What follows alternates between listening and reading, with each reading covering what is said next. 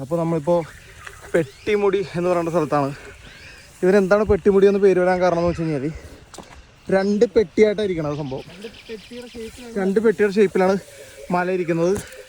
തിരിച്ചു വരാൻ പറ്റില്ലെങ്കിൽ പെട്ടി മേളിലേക്ക് എടുത്ത് അവിടെ തന്നെ വെച്ച് മൂടുന്നതാണല്ല.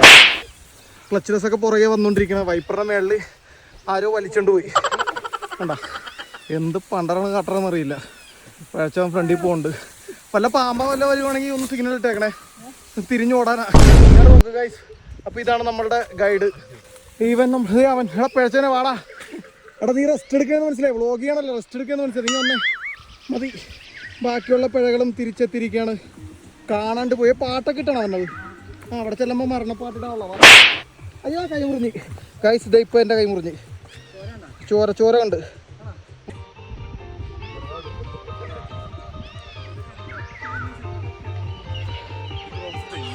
പഴകളെ വാ. അതെ ശരിക്കും ഐസ്ക്രീം തിന്നുന്നു, പറയുമ്പോൾ അതേം വരുന്നു വായിന്ന്. ഇപ്പോൾ ഇതാണ് നമ്മൾ പെട്ടിമുടി എന്ന് പറയുന്ന സ്ഥലത്തിൽ ഒരു പെട്ടി എത്തിയിരിക്കുകയാണ്.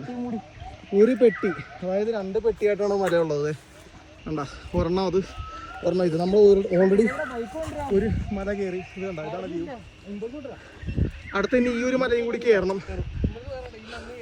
അത് കയറി കഴിയുമ്പോഴത്തേന് ഏകദേശം ആരെങ്കിലും ഒരാളെ തീരും. തിരിച്ച് എല്ലാവരും വരുമെന്ന് അറിയത്തില്ല, എന്നാലും ഞങ്ങൾ കയറും. എടാ പറയടാ, എന്തായി നിന്റെ എക്സ്പീരിയൻസ് പറയാ കയറിയപ്പോൾ? സീനില്ലേ? എന്താ കാര്യമാണ്? ഓ സ്ലിപ്പായി. നിന്റെ ഇത് കുഴപ്പമൊന്നുമില്ല. ആർക്ക്? ആ നീ പറ, നിനക്ക് എന്തുണ്ട് അവസ്ഥ? എല്ലാവരും എന്നെ ഫോളോ ചെയ്യുക, ഇവന്റെ ട്രോളുകൾ വീണ്ടും ഏറ്റുവാങ്ങുക, അതാണ് എന്റെ ലക്ഷ്യം. ആ തൊലി കണ്ട തത്തമ്മടെ തിരി മാറിയില്ലല്ലോ ഇപ്പോഴും. തത്തമ്മടെ തിരി ഞാനിപ്പോ നിന്നെ കൊണ്ട് തത്തമ്മടെ തിരി. ഇതാണ് നമ്മുടെ ക്ലച്ച്ലെസ് വ്ളോഗ് ചെയ്യുവാണ്. പുതിയൊരു സംഭവമാണ്. ചുവന്ന കളറിലെ എന്തോ സാധനമാണ് ഷഡ്ഡി,